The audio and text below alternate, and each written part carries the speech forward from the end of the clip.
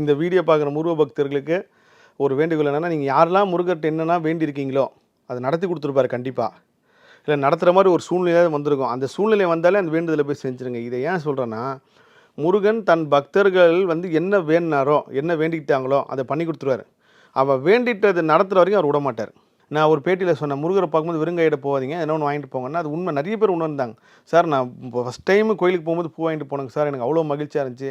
ஒரு பெரிய மாலையை கொடுத்து அமிச்சாங்களே, இதுதான் நம்ம இயற்கை சொல்கிற ஒரு விஷயம். நம்ம ஒன்று கொடுத்தா நம்மளுக்கு இன்னொன்னா பெருசாக திரும்பி வரும். அப்போது முருகர் குழந்தையாக இருக்கும்போது நீங்கள் தினமும் முருகரை தூக்கி தூக்கி கொண்டாடிட்டு ஒரு 5 நாள் பார்க்க வரலாம், அந்த குழந்தை ஏங்கும்ல.